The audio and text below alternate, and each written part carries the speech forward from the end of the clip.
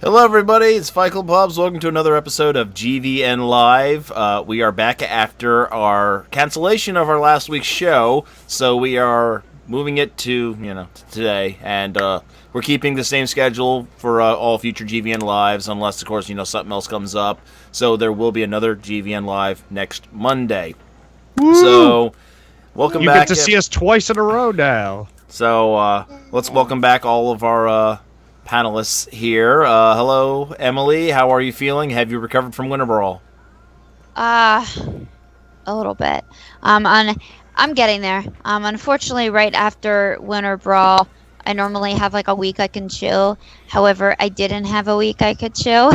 I just had kind of deadline after deadline at work, and I had to work overtime, and then it was my boyfriend's birthday, and he was turning 30, so that was a big deal, and it was just, and then I had to work this weekend. He's over the hill now. And then, and then I had to work this weekend, and then I had work again today, and I got assigned another document that's mandatory that I had to work overtime on. So, yeah, it's been a lot of work since then, so I'm a little tired. I also started seeing a personal trainer, so that's been kind of, my body in general is physically tired.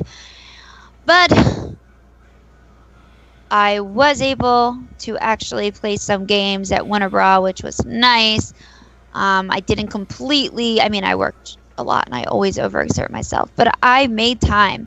Even if that meant it was only for 20 minutes, I did that. I even went to this one room and played a bunch of Pokken.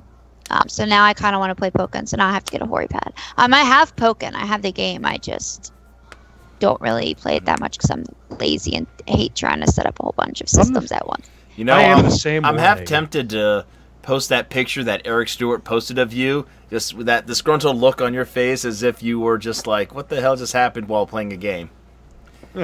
Which one? Are you talking about my profile picture? No, not the profile one. Unless Are you talking about the one that I'm staring? Yeah, you're like staring into oblivion, like I made a comment saying somebody just did a wake up super. Are you serious? I made a. Oh yeah, I think that's on my profile picture, isn't it? Is it your profile picture? And you changed it. Yeah. I didn't notice. But you don't notice anything, Hubs. You commented on my profile picture, you weirdo. I just posted on your picture. It just says, "Hey, Emily commented." No, that was my profile picture. I changed it. You comment. You're so weird. All right. I'm weird. Okay, sure.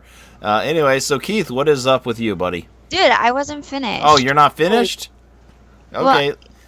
Well, now continue. I am. No, I'm done now. Okay, Keith.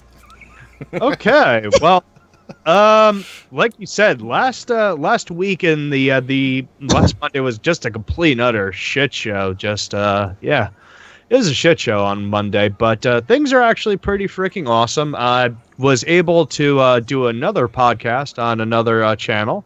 That was a lot of fun. And I'll actually put the link to that out in the chat later. But what was cool about this one is I was actually with a buddy of mine who is actually a comic book artist, and also Ming Chen from Comic Book Men. So that was a lot of fun, and we got to do our thing, and it was just a really cool experience.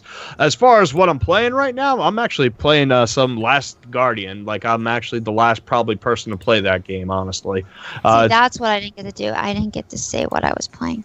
Mm-hmm. See? I started to with Pokken, and then Rob was all like, well, I'm half tempted to post that picture of you from Winter Brawl. Like, what does it have to do with me playing fighting games? Because you were playing a fighting game in the photo. Actually, I wasn't. I was working in that photo. I was watching a stream, Beefuteki stream to be exact, in the main stage, thinking very intently about business-like things. Business. Numbers. I can't. Numbers. You're quoting the Lego movie, really? Numbers is the one thing I was actually thinking of. I was thinking about lots of things. That being said, I won't interrupt you, Keith. I'll just talk about what I was playing later. Go ahead. Continue. No, that's that's it. I feel like I'm in the middle. I feel like mommy and daddy are fighting again, and now I don't know which person to go to. Mark, Which mommy? What? Ew. You just called Rob a mommy. That's funny. He is dad. You never know. But anyway, I don't know which mommy. Okay, this night just took a weird left turn. well, you started with this. That is true. All I said was talking about a photo where I assumed she was playing a game, and I was wrong. And then you interrupted, and then went right to Keith, and I'm like, dude. Well, it sounded like you were near the end. I'm sorry. But yeah, that's I'm actually enjoying it. It's a lot of fun. Just picking up just those classic Ico and also Shadow of the Colossus like game. I just like getting lost in it, and it's very, very beautiful, and it's just a pretty fun game so far. I wish to get a little bit more playtime in before I make a final decision, but I'm awe-inspired by it, and I love the little chicken thing. I forget what the hell. Well, what the hell is his name? I forget off the top of my head now. I'm a bad gamer, so anyway. Okay, so let's round this out. So, Mark, have you managed to find time to play games in your chaotic world? Nah. I'll take that as a no. No, I ended up rereading the entirety of the Max, the '90s comic book. Oh, the Max. Guys, okay.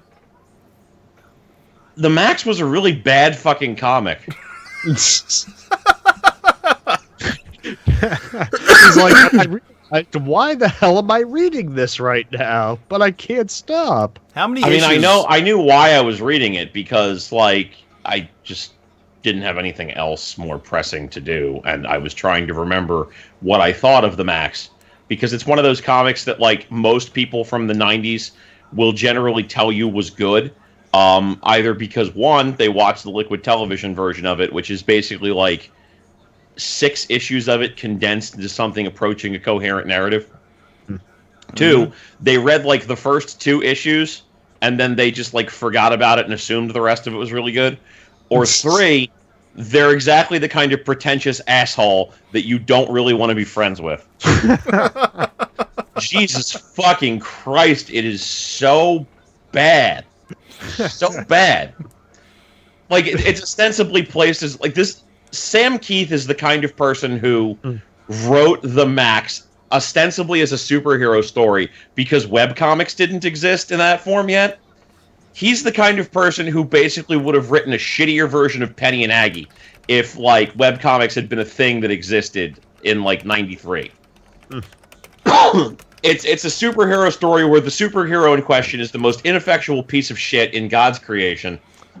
Well, like you said, that was on MTV. I remember it. That's a sad thing, but I don't remember the whole entirety of it. No, most people don't. Most of us stopped reading after like the 2nd or 3rd issue. Like, wow, this guy's pretty cool, and just, you know, whatever, just went on back to what we were doing. People moved on to Savage Dragon at that point. Oh God, fucking! Don't even get me started on fucking Savage Dragon. That was fucking terrible. Could have at least said Witchblade, because we could pretend Witchblade was okay. Which iteration of Witchblade? It debuted in the '90s, right? Yes. Okay. I couldn't remember if it was a late '80s thing. No, that was early '90s. Okay. Anyway, the point is, it's basically just a story about how everybody's raped. That is the moral of the Max. Everyone's been raped. Well, I mean, if you watch American Horror Story. The main character of the Max was raped. Julie, the main female protagonist, was raped. Mr. Gone, the serial rapist, was raped. And that's why he raped. Wait. I don't remember any of this from the cartoon. Sounds like a really bad South Park episode. Like, zoned out for a minute. What is going on? Because, like, talking about the moment Max. my brain tuned in, I just heard rape like 4 times in a row. What is going on? Like she's like, oh, he's gonna talk about fucking bullshit again. I'm just gonna zone out. She comes back a couple minutes later, rape. Right? Rape. That's exactly And she's just like, what the hell? that's This is the exactly shittiest what just version of- happened. I'm like, what the I- fuck? This is the shittiest version of Rent I ever did see.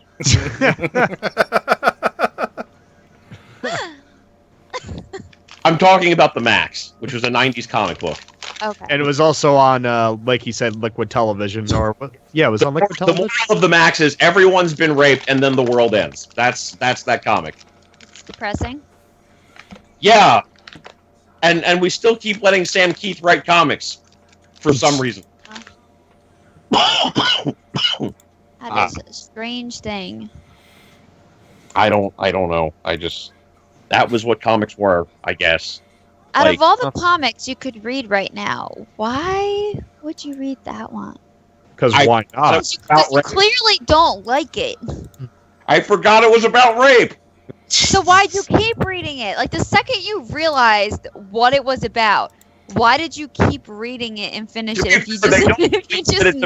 about- To be Does fair, you don't find out that everyone's been raped until like the very last issue.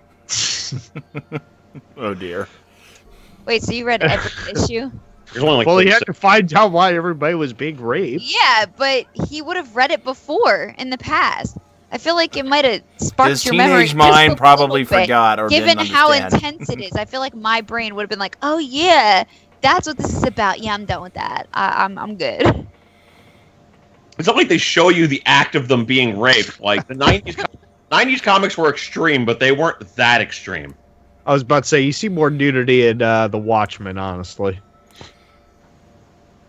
Aside from that, I'm pleased that people from Mass Effect have basically announced that Mass Effect Andromeda is going to be softcore porn, because it's like they're literally just making Mass Effect Andromeda for me. If anything, I find it awesome that Natalie Dormer is going to be in it. It's all like, I hope that Marjorie Tyrell doesn't die in this game. Spoiler alert for anybody that didn't watch it. Well, So- all I'm saying is that literally my boner is going to be the meta plot of the universe, and that's awesome. Thank you so much for sharing. I'll be sure. I mean, listen. In any RPG with a dating mechanic, your boner is metaphorically the meta plot of the universe. Because I mean, think about it. Persona 4. What's the meta plot of Persona 4? Who is going to have sex with you, Narukami? Your boner is the meta plot of the universe. In Mass Effect, who is going to have sex with Commander Shepard? Your boner, or Lady Boner, is the meta plot of the universe. Now in Mass Effect Andromeda, your boner, or Lady Boner, will literally be the meta plot of the universe. My lady boner. Yes. Hey, you know, Aisha Tyler said it. If it's good enough for Aisha Tyler, it's good enough for me. Lady Yeah. Boner. Oh my god. Speaking of left turns, we I'm just did a not complete 180. Of having I like that. Aisha Tyler. FYI. She was drunk at Will Wheaton's house and rubs her tits on his table like a dog, doing her words, like a dog, to show that she claimed ownership of his gaming table is somebody I can respect. This is see, this is what happens when we miss a show and it's not on time. This is what happens to Mark. Like, I don't do this all the time. Sexual, like derogatory words just coming out of his mouth. I don't think I've heard quite Be this fair- many though come out of your mouth from the very beginning of the show. The topic of conversation is going to be The Legend of Zelda, which in the history of franchises is the franchise I have the least to say about. So, So I'm you're getting just trying to get it all out of your I was system about to say, right get now. it all out of your system. We're basically wrestling. I'm a jobber in a Braun Strowman match. I'm getting my shit in now before the rest of you fucking squash me. Yeah. I'm gonna take from that you're not a Zelda fan. I'm not. Okay. I don't. I just am not. Okay. Okay. So, aside from universe-saving boners, Mark, anything else going on? Nobody said that my boner was going to save the universe. I could be its savior or its destructor. Oh my god, I am having the worst images in my head right now. Can we just stop? Said, I could be the creator or I could be the destroyer. And instead of holding a sledgehammer, it's just dick. This makes for the most ridiculous, like, R-rated Uh, movie ever. no, that's an awesome movie. What? Just think about Sausage Party, like, with an X, with, like, but XX. What we need sausage now is for Instead of someone to R. drop the F-bomb so we can make this a hard R episode. My one friend Nico on Twitter made the comment that what he really wants to see in Mass Effect Andromeda is the ability to have sex with a planet, because that'd really be groundbreaking. God. Oh. Seriously, if you want it that badly, just play God of War and just don't leave that one spot. Just keep having sex with her over and over again. Just Dude, get it that out of your system. It's not specifically the fact that they render the sexual intercourse that's important. It's the fact that it's the getting up to that point. He likes the chase, really, if you will. He likes the challenge. Yeah, but in God of War, they insult you if you don't get all the buttons right during it. But Listen. They totally like. Like some of my relationships have gone, it's not just in God of War. Seriously, we should be talking about video games, not this. Okay, so we have to That- take like, this back full Nick is course. right. Let's, You need to. all right, chill. Mark. Anything in regards? I heard you were talking about Video games. restarting your podcast. Something you mentioned on Facebook maybe a week Once ago. I'm spending a little less time dealing with doctors, I will start doing some recording. Okay, I was just seeing what the status was because you said you were feeling better and you were looking for guests, but Yeah, that didn't actually end up happening the way that I wanted it to. yeah, unfortunate. All right, so let's just get back into some games, ladies and gentlemen. The FGC corner. Oh, I still have my little trailer thing. Yeah, he made that shit. He's gonna get his usage out of it. I know. I forgot about it until just Except for now. not on me talking over music. Yeah. Oh well. They'll get over it. Who cares at this point? it's funny. They'll get over it. He just ruined Robert's whole life at this point. Keep going. All right, so a couple things obviously to talk about since it's been a while since I've talked about fighting game stuff. I do apologize about last week, but I was exhausted and there was no way I was doing anything last week after Winter Brawl. Speaking of which, Winter Brawl 11 was last weekend. It went pretty good and pretty smooth. There wasn't anything horrible that happened. There wasn't anything over the top crazy except for the fact that a Philly player, Punk, won Street Fighter 5. So that was pretty so that was pretty cool for us. You know, we definitely have some players that have been kind of showing a lot of potential and starting to place at tournaments, which is really great for us. We also have a new monthly series called Broad Street Battle that is starting this weekend, this Saturday on March 4th. Unfortunately, we had to change our venue last minute, so it's now going to be at the Copa Banana in Philadelphia, but that is the only time it will be at that location.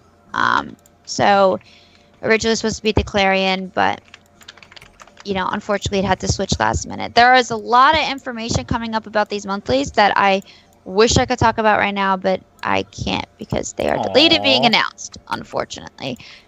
Hopefully tomorrow. It might actually be coming tomorrow, which in this case it'll be too late and I could talk about it next Monday. But unfortunately I can't talk about it right now. That being said, there's another major tournament happening, I believe, next weekend's Final Round 20. This is the 20th anniversary of Final Round. So wrap your head around that for a minute.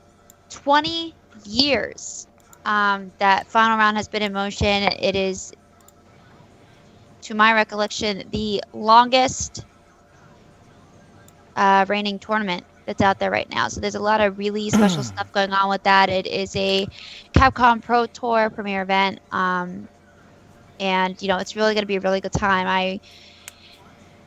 The original plan was for me to go, but unfortunately, I don't know how that's going to happen now.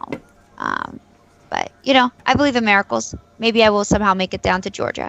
I don't know. Georgia sweet tea. I wish Georgia was a little closer to me. Like, I wish it was just like an hour away. That would be convenient. Instead of being a 16-hour drive. Something like that, yeah.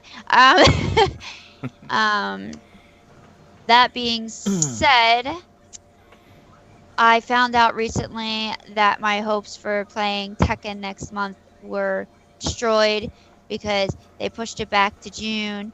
and I didn't realize that. So now I'm upset because I have to wait till June now for Tekken 7. But, such is life. I will survive. That being said, Street Fighter 5. So, Colleen.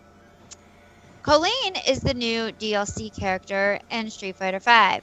Colleen is dropping tomorrow after Street Fighter 5, after Capcom puts Street Fighter 5 under maintenance and nobody can touch it for a while. Colleen. Colleen reminds me of a mixture of Karen, DeCapre, and Cammy all together. Add some ice in there, so I guess a little bit of Kula from King of Fighters. And now you have Colleen. She's your typical blonde hair Capcom character. I won't lie, I know some people are really excited for her. I personally am not. I don't see anything special about her. Except for the fact that she has some ice moves. Other than that, I mean, they're really just... I mean, that's me, personally. Can we also take a look at their names for a second? Karine. That's how you're supposed to pronounce Kara's name. Karine. Colleen. I mean... Just one letter off of being called Colon. Yeah. I don't know. I feel like, they're gonna... You have all these options for DLC characters. You say that the last 4 or 5 characters for Season 2 is going to be DLC. And the first one new character you announce is Colleen. And I feel like they could do so much better. But, what do I know? Maybe Colleen will be really fun. But just based on her trailer, I'm not super excited. But if you are super excited, she's dropping tomorrow. So, just think about getting her. That being said, I'm a little upset over the fact that we have to pay for Season 2. For Street Fighter 5, the fact that you have to just keep paying the same amount over and over after they said you wouldn't have to after you bought in the beginning, it kind of is... It's Capcom, a honestly. little old and, redundant. Honestly, I'm most looking forward to right now Injustice 2, which is coming out in May. Yay! They did not give me the beta. I tried so hard for that beta. If any of you guys played the beta, you were lucky. But me, I signed up like 10 different times in the beta, just hoping they would see my name once. I entered a bunch of contests to win a beta. I even know some people that work at NetherRealm, and I tried talking to them, and I'm like, I'm sorry, I have no more beta codes. They wouldn't even help me out. So no matter how much I tried, I got no Injustice 2 beta code. So I'm going to have to wait until May, because then I found out that they ended it last week. So that was that. I am also really excited, yes, Nick, for Marvel vs. Capcom Infinite. Now, there are rumors. I've already pre-ordered this, but there are serious rumors going around right now that because of how much they rushed Street Fighter 5 and how kind of disastrous that launch was, that they might push Marvel vs. Capcom Infinite back. I personally don't really want that. I'm not gonna lie. I think they should, because I'm tired of Capcom releasing incomplete games at this point. I get that, but and in a certain sense, I agree. But when's Marvel? I want Evo. Marvel's Capcom Infinite. I want Marvel's Capcom Infinite. I'm sorry, I want it. I don't know if I can wait till 2018. Now, but I do want to complete a game. So I won't lie. If postponing it actually makes a better Marvel game, then okay. But I would prefer it gets released this year. So those 3 fighting games in particular are really big ones coming out this year: Tekken, and Marvel's Capcom Infinite, and Injustice 2. So I'm really excited for that. The last thing I want to bring up is the Capcom Pro Tour. So there was a lot of information that dropped today from Capcom about the Capcom Pro Tour. First thing is that the prize pool has now risen. So it has gone from $500,000 to $600,000. So that's over $500,000 now. It's $100,000 more than what it's been in the last 2 years. So it's going in the right direction. That's a good sign. It also solidifies for Capcom that people are going to keep playing Street Fighter. I mean, if you have the opportunity to win $600,000, are you going to keep playing the game, or are you going to say, "Nah, I don't want $500,000, over $500,000"? No, people are going to keep trying to compete for that, especially if they feel that they have a chance to win it. That being said, there was a lot of issues in the past with the way Capcom went about, deciding who won and who got a spot at the Capcom Cup. For a good period of time, you had two different events. You had premier events and you had ranking events. Those are still there. But in the past, if you won a premier event, you automatically qualified for the Capcom Cup, and ranking events, you just got points, pretty much. And then that was another way for you to be able to compete. Now, the problem with the premier and the ranking system was that there was people up until literally, the very last minute who were qualified, who, because of that system and premier events, got bumped off. And last minute, they were, after working so hard and they have all the points, last minute, they're suddenly, the final tally is in. They're not going to Capcom Cup last minute. And it was kind of unfair, and there was a lot of arguments going on. So Capcom switched that up. So this year now, there are premier events and there are ranking events, but they're doing it a little different. It's all point-based now. So if you win a premier event, you get more points than you would winning a ranking event. And I think more players have the opportunity to get points at a premier than they do at a ranking event. But nonetheless, you are all getting points. It is all on a point-based system now. That is for the top 30. So the last two ones, since it is a top 32 for the Capcom Cup, NuckleDo, since he won, automatically gets to go to Capcom Cup. He's in that last slot. He's good. I mean, he could keep competing if he wanted, but based on what I've read, he gets to play. He's in. Just for the sake of the fact that he won, which is kind of a nice, bonus for him. Re-invited to defend his crown, pretty much. Pretty much, yes. That's exactly what it is. And the other one is any extra side stuff that's associated with the Capcom Pro Tour, pretty much, that I can't talk about. But because that, honestly, I know what it is, but I can't bring it up. But basically, everything is on a point-based system now, which I actually think is a step in the right direction as well, because it's more fair to the players. You don't have problems where players are, have enough points technically, but they get bumped off because of premier events and somebody else winning. So now it is all based on points, and it's more equal. That being said, I am actually kind of interested to see how it plays out, especially since it's now up to $600,000, which is insane. I was pretty sure it was just going to stay at $500,000, but actually the reason they were able to go up to $600,000 is actually because of Twitch. So Twitch is partnered with Capcom for the Capcom Pro Tour this year, and they are directly related to that extra money. So shout out to Twitch as well. But that is Dead or Alive, the Battle Royale. If you play Dead or Alive 5 last round, the tour for the Battle Royale 5 was announced. Not Battle Royale 5. The tour for the...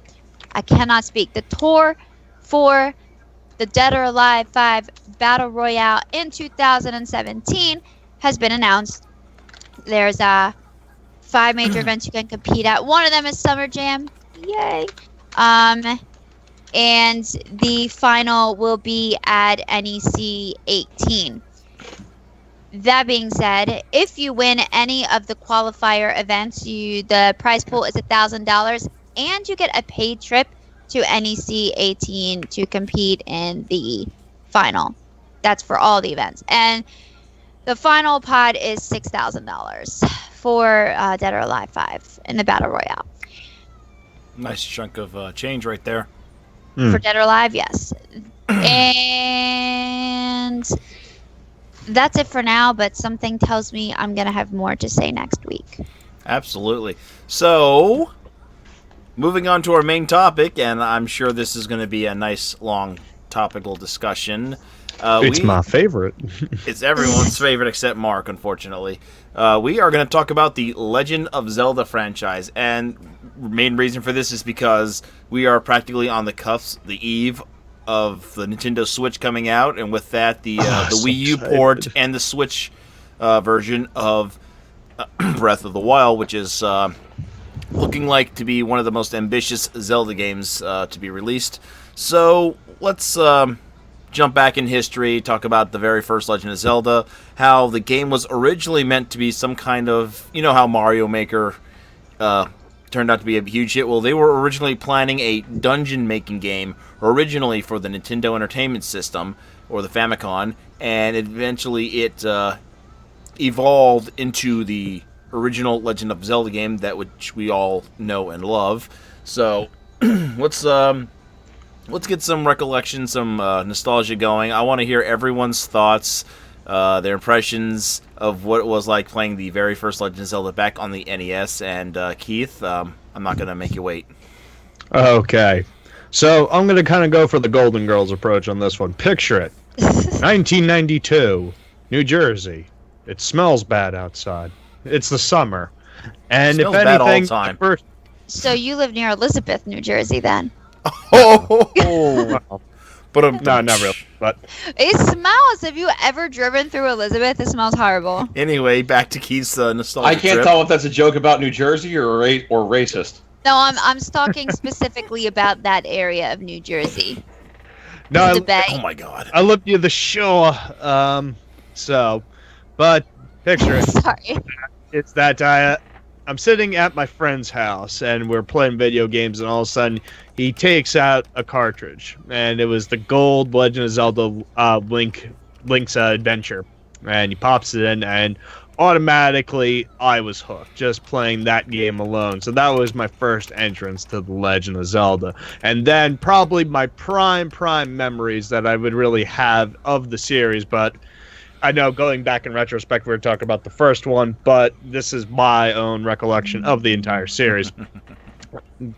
Move forward to 1994, then you have Link's Awakening. No, not the series. We're going to start off with the first game. Okay. Just let him go. I know, but if I do, then the show's going to be over by the time he's done. I jumped the No, gun. I'm because sorry. I have things I want to talk about too. I jumped the gun. I apologize. The first game. Anyway, first game. Most memories that I have with that, playing it. I'll shut him up. I'm giving You you know the whole. me, I I'm giving can you talk the. for a while too. Keith has the talking stick. There is no I have stick. the dodge. Well, I have a pen. Does that count? Yes, he has the talking pen. I have a phone. I mean, go Well, ahead. But the first game of the series, I just love the fact that it was like really open. It was just something new, and then you had to explore and really, again, it was one of my more favorite things. And then I got it. I was actually replaying it probably not even a year ago. I replayed the whole entire series from start to finish in time for, I guess it was either Twilight Princess HD or it was Wind Waker HD, one of the two. For I just restarted playing it, and I just loved like the simplicity of the game, but the fact that it was two-dimensional or not, it was. Your mic just cut out, Keith. Keith, I can't hear you. I don't have to shut him up. He shuts his own stuff up. Wow, Emily is on savage mode tonight. Well, while he tries to fix himself, looks like he's having some problems. His camera's fritzing out too. This is gonna be a problem because he's the one hosting this this video No, call. I got it. Whew. Are you sure? You sure? Yeah, I'm positive. that was just some slight technical difficulties there, but yep. Scaring me there, Keith. Anyway, please continue. That's and so I was replaying the series from start to finish, and again, I just like the simplicity of it and the fact that it had those little odds and ends. You didn't really have to play the game in sequential, so to say. That you can go to a different boss dungeon, and you didn't necessarily have to win at that, and you can get through it. It was just a lot of fun. I loved the original. All right, before we get to you, Emily, let's get Mark's impression, because I'm sure he at least enjoyed the first Zelda game. Oh no. Mark? Dude, I didn't play Zelda until like 5 years after it came out. My first exposure to Zelda was Golvelia's Seal of the Dark Lord. Please tell me that's not the CDI game. No, it's the Master System game. Yeah. Oh, okay. That's not Golden Axe Warrior, is it? Oh no, Golvelius. Yes, now I remember. I was going to say, did I say Golden Axe Warrior? I wasn't sure if that was the Japanese name or something like that, but I forgot for like half a second because I own that game too. Golvelius. Yeah, my actual first exposure to The Legend of Zelda, the very first one would have been a few years after it came out. And I mean, I thought it was fine. You know, I grew up with the Master System, and most of my exposure to NES games wasn't until well after they had been a thing. So like I thought it was a completely reasonable, perfectly cromulent experience, but I never thought anything of it to the extent that other people did, because I played it like years after it came out. So okay. So I appreciate it for what it is now, but meh. All right, Emily. My first exposure to Zelda was on the GameCube. I was at my friend's house, obviously years ago because I'm old. JK, I'm 28, but it feels like it's been years ago. I was at my friend's house, and she took her GameCube out, and she's like, "You want to play some games?" I'm like, "Yeah, all right." So she kicked my ass in Super Mario Brothers, and I was like, "Do you have any other games?" Because I was feeling dumb. And she goes, "Yeah, I got Zelda." And I'm like, "Ooh, what's Zelda?" And then I stole her GameCube. Yeah, for the rest of the time I was there, I just kept playing it. She goes, Can I play? I'm like, no. It was like her GameCube, but I literally loved it that much. Yeah. Every chance I got, I played Zelda. Most of the time, I played it at her house, or my other friend, her brother had Zelda as well. And when she was, this sounds horrible, but when she was boring, I would go to his room and play video games with him, and he let me borrow Zelda. It sounds horrible, but every once in a while, she just was really boring, and I'm just like, I'll be right back. And she's like, oh, yeah, Besties, okay. You're boring. She's, I mean, it sounds horrible, but she didn't even care. She's like, okay, yeah, sure. I'm like, I'll be right back. She goes, all right, yeah, I'll see you later. I'm like, okay. So I would just go play video games. And not once did she bother to check up on you when you're in her brother's room. I mean, there could have been non-PG-13 stuff going on in there. There definitely was not. It was all video games. Believe me. And the door was open, and it was a small house, and his parents were home. So, and I never really liked him like that. So, here's excuses right now. You know, I'm trying to talk about my Zelda experience, not about the fact that I was bored and would go play video games with her brother. All right, like, stop. Leave me be. I was like 13. All right. Don't even stop. Wherever your brains are in this moment. No, I'm just laughing at your reaction. That's where my brain is at. Just seeing you overreact. Anyway. Please. When I got my N64, I got Zelda.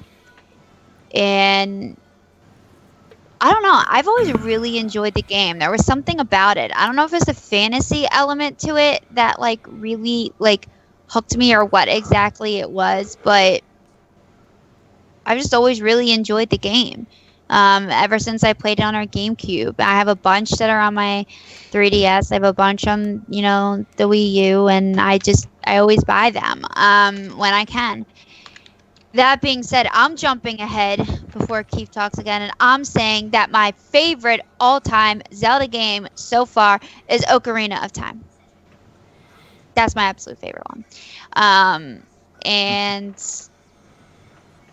yeah, Okay. I can't even honestly, like, Keith could probably go into so like small little details about every single aspect of Zelda that he loves. I just love it.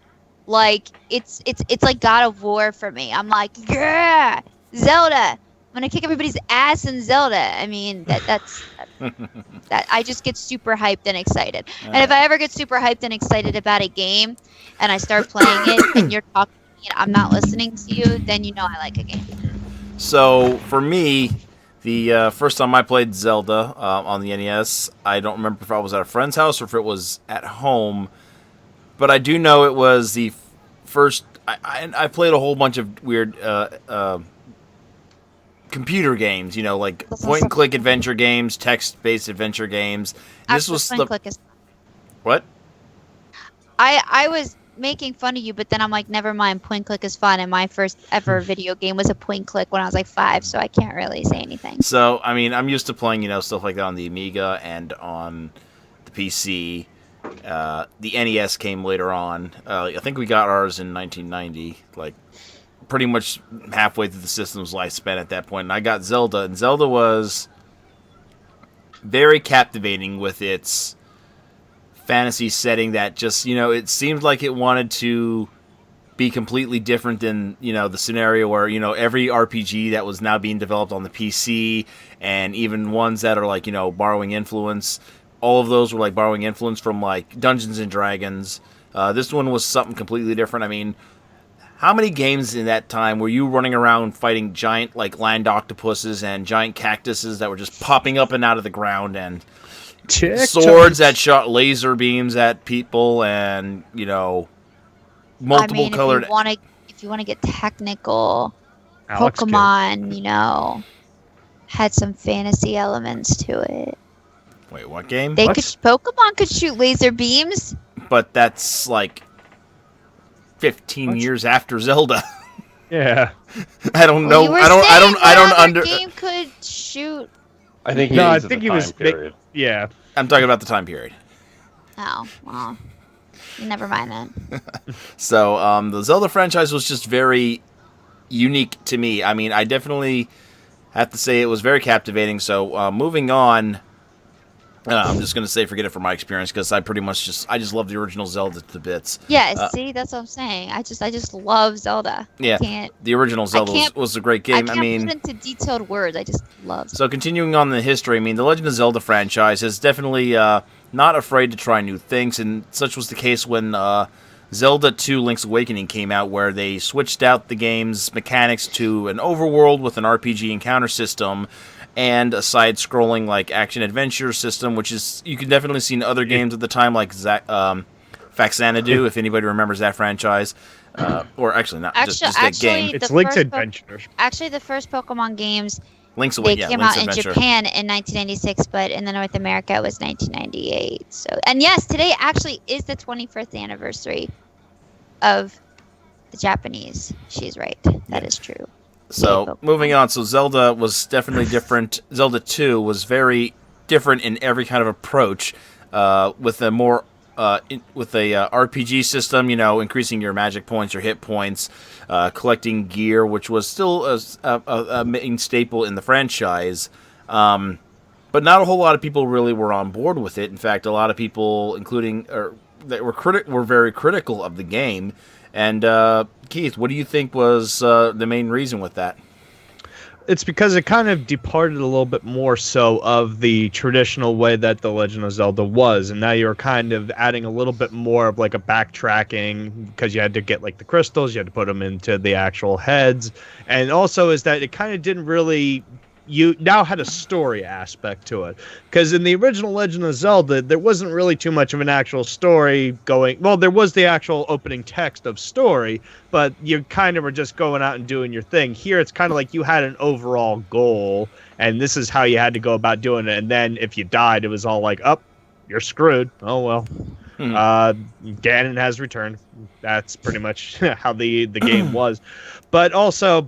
it was just a little bit different from the simplicity of the first one. I guess is why I think a lot more people were upset with it, because it didn't feel like a true sequel. And that was my opinion. But again, like you said, is that I really kind of enjoyed Zelda 2 for what it was, and having that first memory of playing that game at my friend's house again, it just resonated with me, and I just really fell in love with the series from there. Okay. So, I mean, there was a lot of popular franchises during the era of the NES that were, experimenting with, different systems. Like Final Fantasy II went with a completely unique experience building system where the more you did something or the more hit points you lost, your experience grew in that way. Like you got stronger, you got more life, you used magic more, you were a more efficient magic user, etc., etc. You had, Super Mario 2 and 3, which were extreme departures from the original first two Mario games. Then you had a whole bunch of other games included, and it seems like in terms of experimentation, Zelda was just the one that was unfortunately just not many people were too thrilled with. Why is it that a lot of those other games, do you think, Mark, were more accepted in terms of their experimentation with their sequels than the Zelda 2 games? Well, this is probably going to be one of those quote-unquote hot takes that you hear on the internet, but I would argue that it was because Zelda 2 wasn't very good. Fair enough. This is the thing, right? We saw something roughly approximating the same thing conceptually in a lot of respects in Castlevania 2, Simon's Quest. There were differences, to be sure, but there were enough similarities that you can kind of draw a line of comparison between those two games and see that, like, the two of them are, not wholly unrelated. But here's the thing, right? We had already played a game like that for its time was pretty fucking good. Metroid. So when you've got a bunch of people who saw what Metroid did and are trying to apply that in the way that they are, and doing an inferior job in relation to how they're applying it from what Metroid did, like you're not going to convince people you should play this sequel, which is not as good as the game that you just played, and also trying to do Metroid, but not as good as Metroid did it, and have them go, yeah, okay, that's a good idea, I'm going to do that. Like, I mean, you can enjoy the game, that's perfectly fine. I didn't, and a lot of other people didn't, because if they had, a Link to the Past would have been that. But to ask why people didn't accept it, it's just, we already had that game. Metroid was that game, and Metroid continued to be that game into the Super Nintendo and Game Boy era. But the only company who kept trying to do that was Konami. Nintendo looked at it and said, well, shit, that didn't work, and went back to what did. Mm-hmm. Mm-hmm. So, now, moving on, because obviously Nintendo was paying attention to what people were saying, just like you said, Mark. It was pretty much the majority of the people were just not pleased with Zelda 2. So when it came time to release the Super Nintendo, they needed a game to go with it, and thus we got, A Link to the Past, which is considered to be one of the best games in the entire franchise, and it's mostly in part to just everything that went into the game.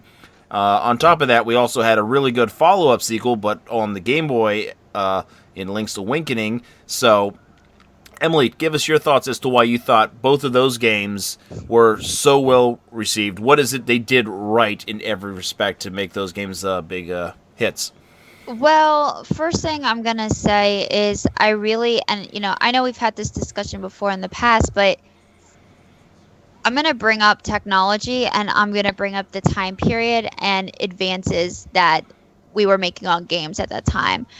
The more and more, we're at a time right now, and I'm talking about the late 80s, early 90s, between that time period and 2000, where video games really were taking off.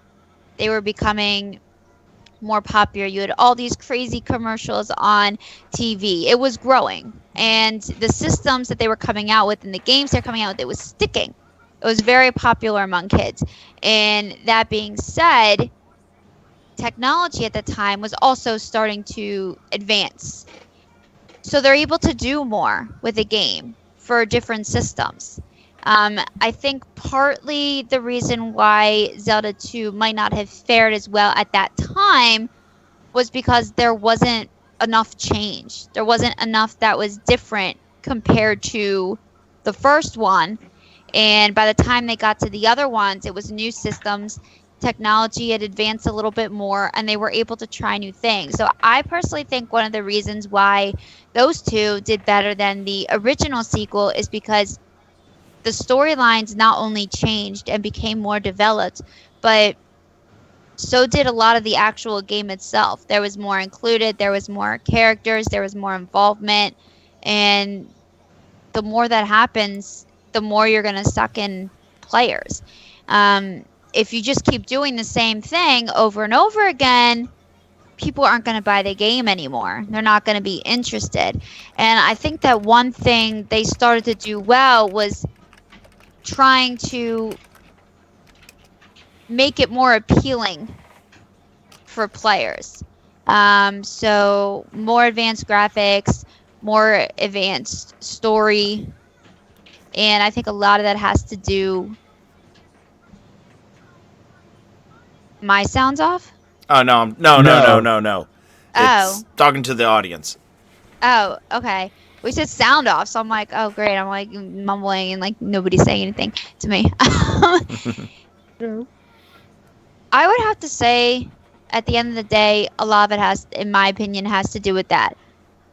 So time period, technology, and being able to advance the games that you're putting together and making it more interesting. I mean, the storyline is definitely a big thing. Like I said, I think that it was just Zelda 2 was just too close to the original, and not a lot of changes were made. But well, what do I know, Keith? Because you are obviously a bigger Zelda player than I am.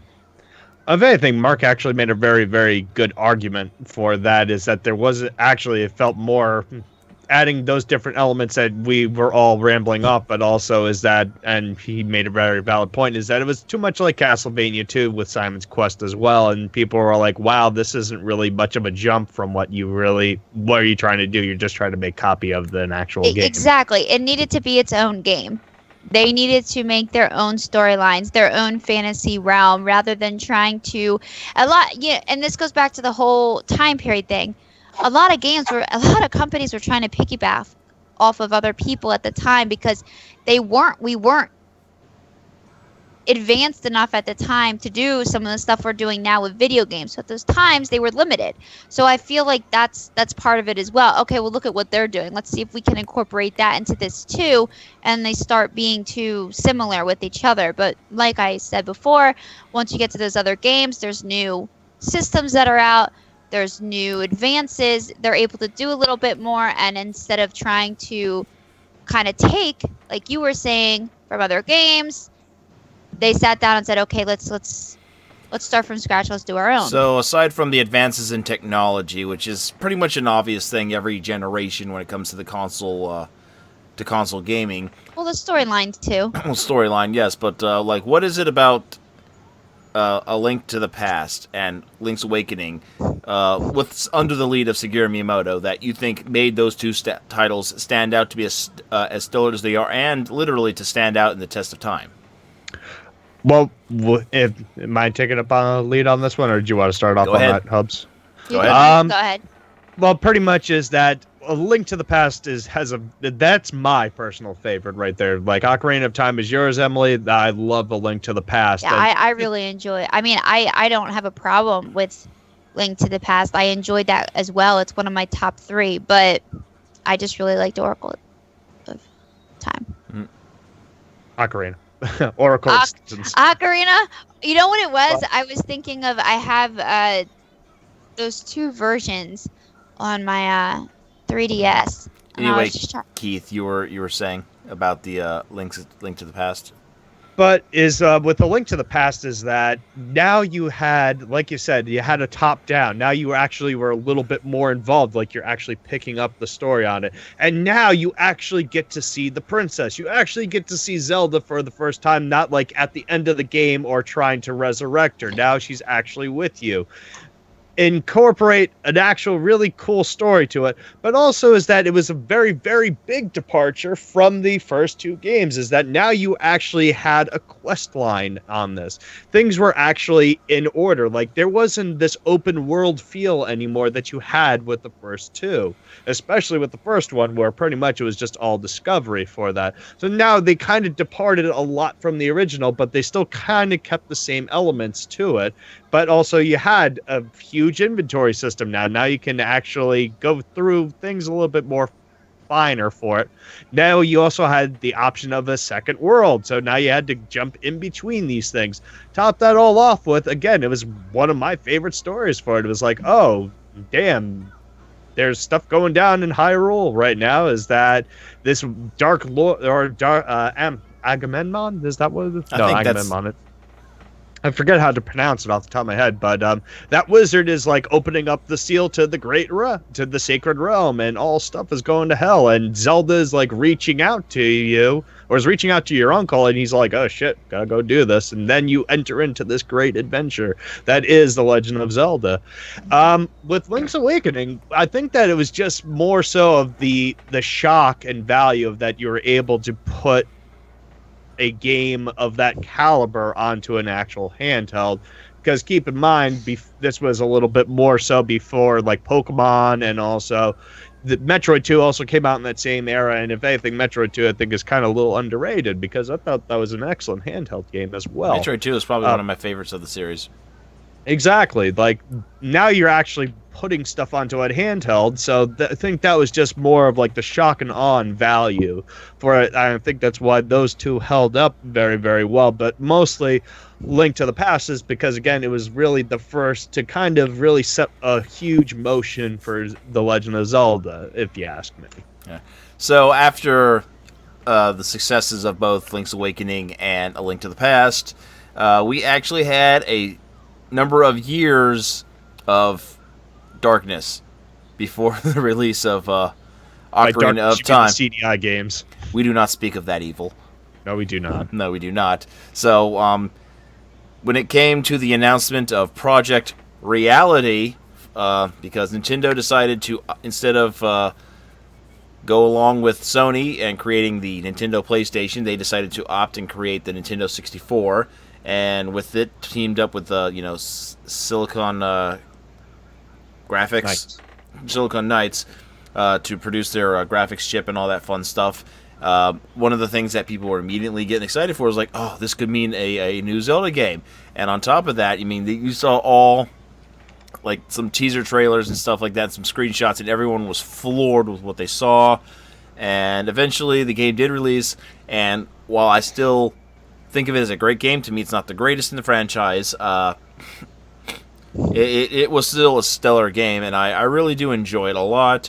But I will give this one to Emily. Please, Emily, tell us how big of a staple in the franchise Ocarina of Time was. In general, for everybody or for myself? Well, I mean, you can obviously put your opinion in there as well, but, like, I mean, it was obviously a big stepping stone for the entire franchise. So, I mean, if you want to... Yeah, sure. So, before I go into why it was important for me, and that's a whole other thing. I actually didn't have the game at first. My brother had it, and he gave it to me to borrow at a time when video games really helped me, but I'll get into that in a second. But I think Ocarina of Time really took a step, I think, visually and storyline wise, that and gameplay wise, really, that the other games hadn't taken yet. And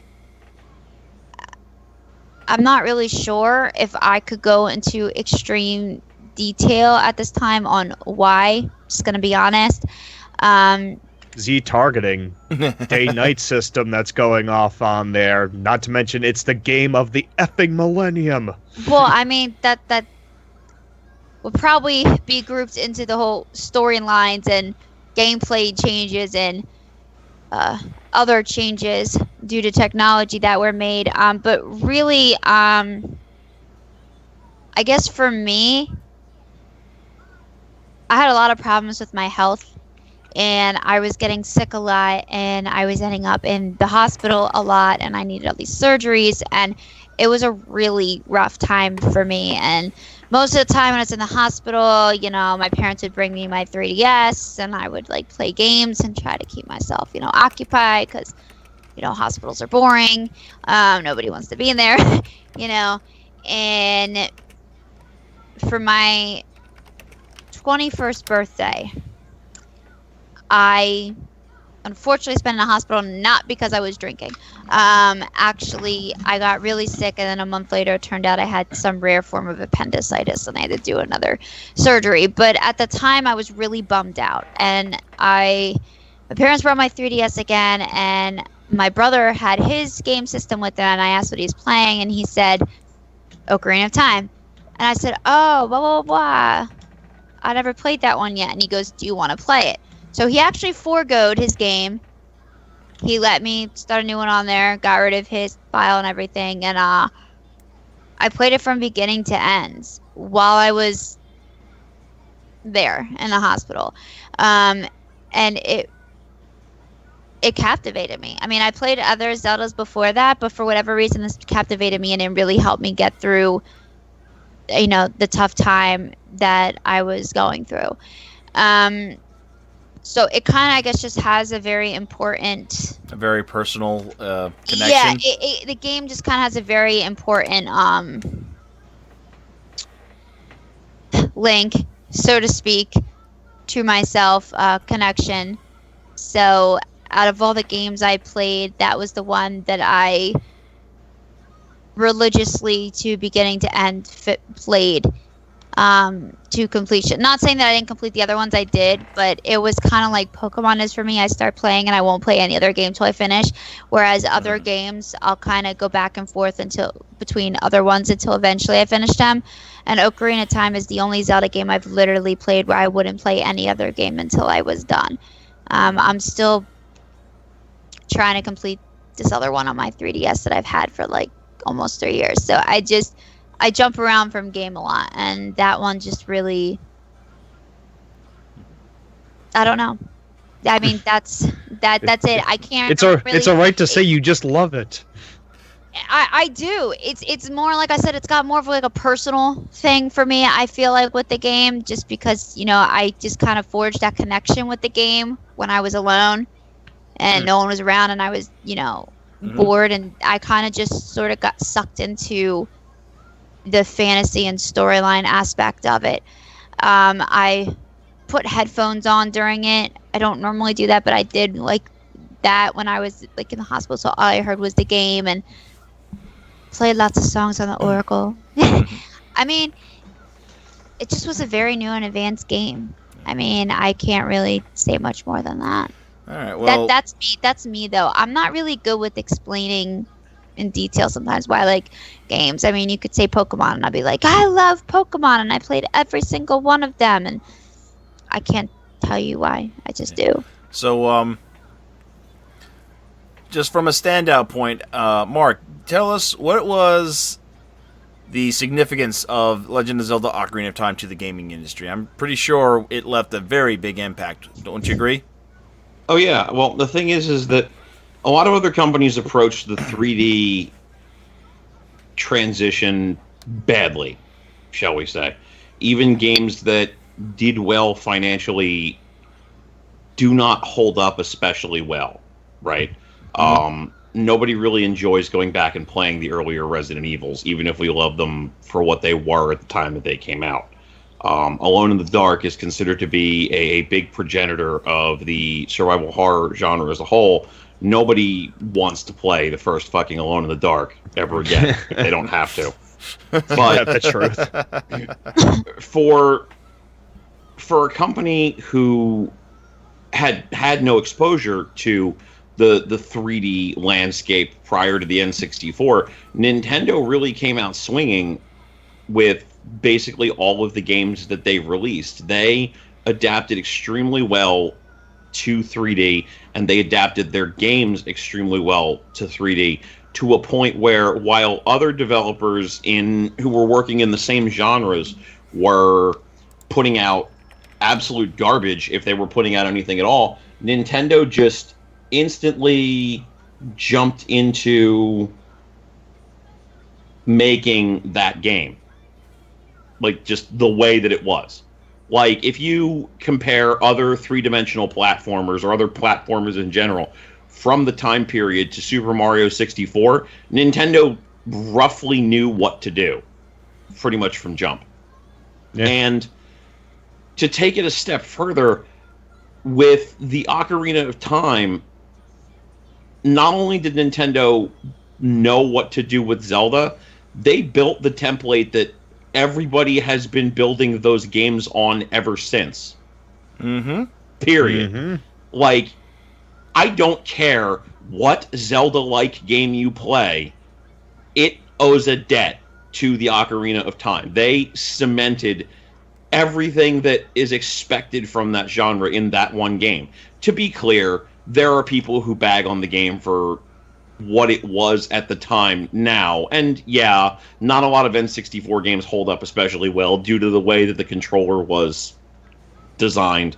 I can't play Perfect Dark on the Xbox without wanting to throw my controller out of a window. Yeah. But for the time that it came out, it was literally revolutionary.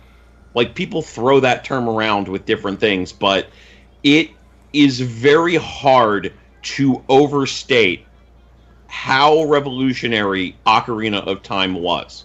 Like, you would have to be extremely effusive, and even then I don't think you can get too involved. Like, Zelda literally changed the landscape for what was possible with games within its genre, not just three-dimensional action RPGs, but even in, like, related genres.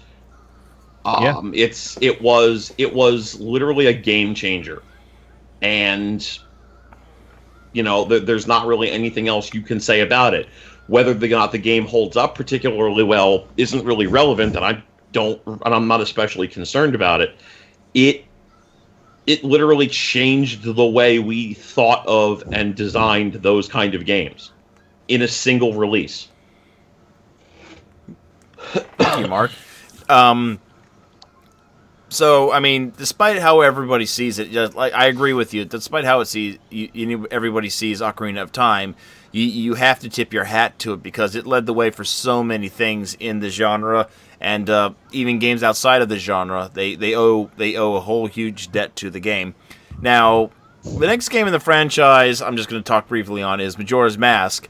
And it's my least favorite one in the franchise. I'm not saying it's bad. I'm not saying it's bad. Is it your least favorite because it's too hard for you? I'm pretty sure Crystal. No, it's because it's so dark, and that's why he didn't want to play it. What? I loved how dark it was. It's my least favorite game in the franchise. I'm not saying it's bad, but it's not as memorable to me as any other game in the franchise. But there is some really interesting mechanics about the game that were very... One of my top 3 favorites. There are some interesting things, some interesting things about the game. I mean, there was the countdown mechanic that was really unique. The first time we saw Link as an adult, if you managed to collect all of the masks, I would have to say it was... Fierce 3D mask. It was also proof that Nintendo, if they really wanted to, could produce quality Zelda games in a yearly fashion if they wanted to, because I remember reading the interview with, I think, is it Eiji Inamura that became the new director? Inanuma. Okay, he became the director of the Zelda franchise after Ocarina of Time, and I believe he said it in the Game Informer magazine that he was being interviewed in, that it was a test to show that if they wanted to, they could produce quality Zelda games within a year's time, and that's what they did. And I'm not going to say it's bad. I mean, they definitely put some effort into it. They got some beautiful visuals. The game is it does play very well, but I mean, to me, it doesn't leave as big of a impression on me as Ocarina of Time did. Apparently, you're You know what? correct. Come at me, I bro. told Come at you me, Nick. everybody's Come at gonna me, Nick. Fight you, Rob. I never said it was a bad game. I just said it was my least favorite.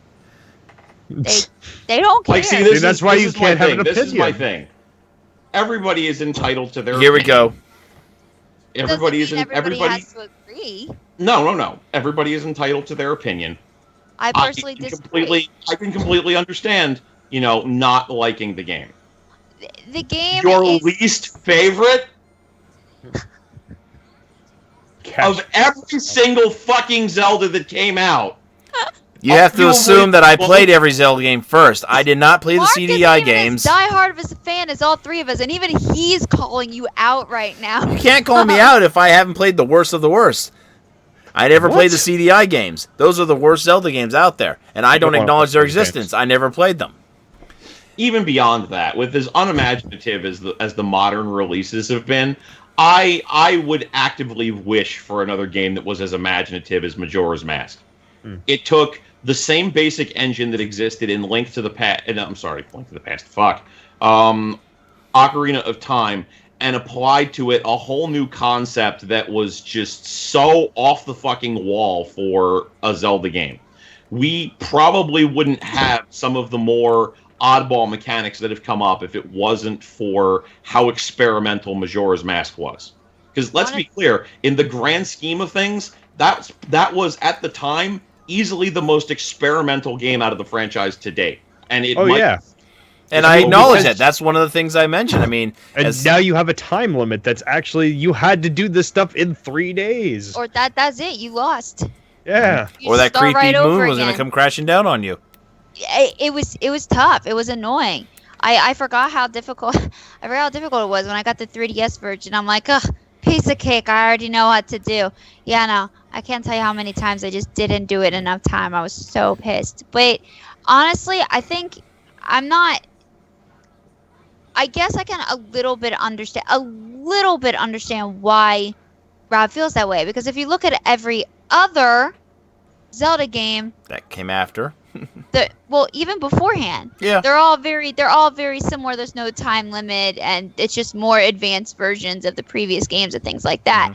But Majora's Mask was probably the most different it is the most different out of all the Zelda games. But I feel Zelda like 2.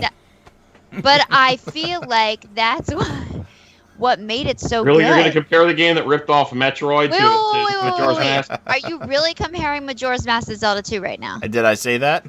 No, but that's the hint that you gave. It was heavily See, implied. No, you were saying that it was extremely different from other Zelda games. And we completely forget the fact that Zelda 2 is a 2D action platformer. But that doesn't mean anything in comparison to the fact that Yes, Majora's but Mask Majora's Mask was actually good. Thank you. But but regardless of whether it was good or not, it's completely different from any other Zelda game. That's a fact. That has nothing to do with Zelda 2. That's a known fact that most Zelda players will tell you. It is the most different out of all the games. And I can agree with that. I mean, to take it a step further forward, again, you can very easily trace the lineage of what Legend of Zelda 2 was trying to do back to Metroid. You can't easily trace what Majora's Mask was trying to do back to other games at that point. The best I can come up with is fucking Kid Chameleon. And listen, nobody's ripping off Kid Chameleon. Anyway, so obviously I just got ganged up on here because I never said it was bad, but I'm being treated like as if I said it was the worst game in the world. You said it was your least favorite, and out of all in the franchise, that doesn't mean it's bad.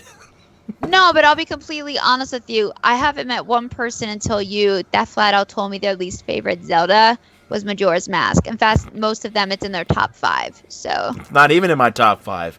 I mean, we'll just skip we ahead all know real quick. Here's my top 5: Wind Waker, Link's Awakening, Link to the Past, Minish Cap, and the original Zelda. Then it would be Ocarina of Time right after that. Number 1. What's that? Waker is your number one. Wind Waker is my number one. I'm not gonna fight you. I'm gonna fucking forfight you. Oh, whatever. So anyway, let's. Oh, good. Just out of curiosity, what is your view on A Link Between Worlds? I haven't finished. All of you, since we're on a Well, Zelda topic. We are on a Zelda topic, but we need to keep marching forward. It is a pretty awesome game. I love that. It was a good sequel for it, and plus also it We'll did get to add it, something so- different.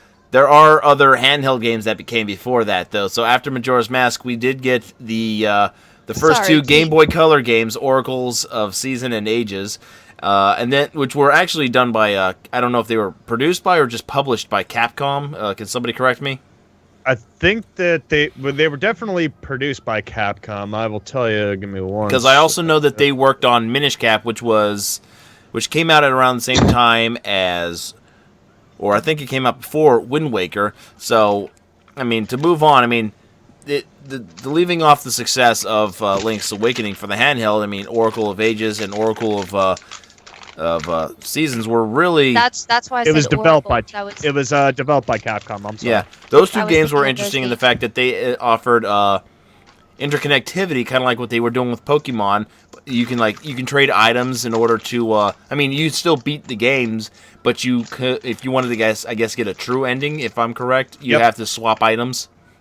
No, See- if you wanted to get the true ending, you had to, like you said, link them together, and then you actually fought. And again, I'm sorry if I'm spoiling this for anybody, but it's been 30-something years, so if you haven't played it, I do apologize. But yeah, you had to link them together, and you could fight Ganon at the end, which was pretty awesome. So it actually led more to the series, like it interlocked more into the actual series.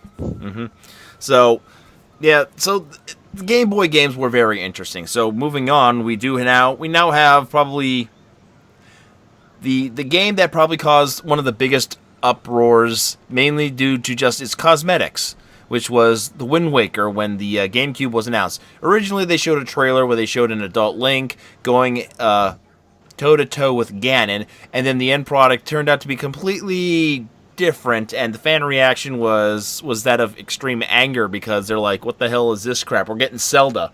And it's, to this day, it's still nicknamed Zelda, but what it turned out to be was probably one of, aside from the Triforce sailing around digging crap, it turned out to be one of their more ambitious and really spectacular games in the franchise, in my opinion.